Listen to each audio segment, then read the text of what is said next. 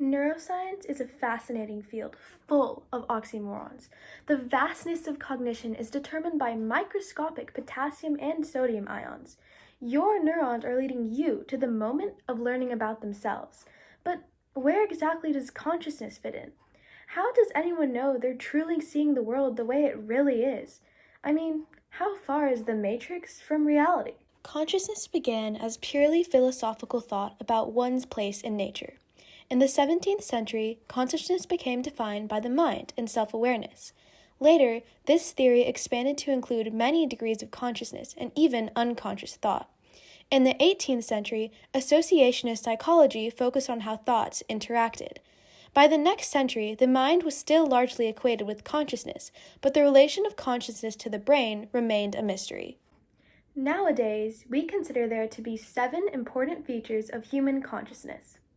Consciousness involves short-term memory, may occur separately from sensory inputs, displays controllable attention, has the ability to interpret complex data in multiple ways, disappears in deep sleep, reappears in dreaming, and holds the contents of several basic sensory processes within one experience.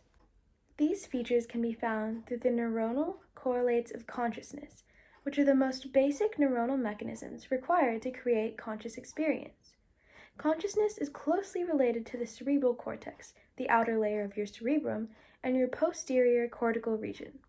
These areas activate during conscious experiences, so essentially whenever you're thinking. The paraventricular nucleus is another key part of your consciousness. It's an endocrine center that produces hormones that affect hunger, appetite, drug addiction, and behavioral control. This center also promotes sleep, awakening, and increases arousal, and the surrounding neurons are involved in the control of motivated behaviors. The claustrum, a thin, irregular sheet of neurons attached to the underside of the neocortex in the center of the brain, also seems to be connected to the creation of consciousness. It links the frontal cortices to the posterior sensory and association cortices. This makes scientists think it's a gateway for perceptual information going to the arousal system.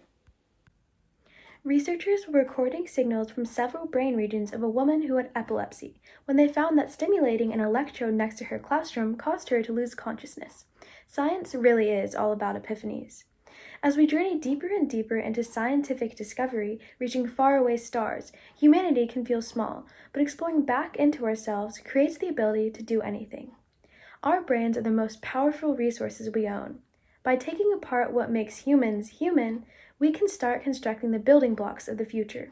One day, consciousness will be defined by electrochemicals' own awareness of themselves.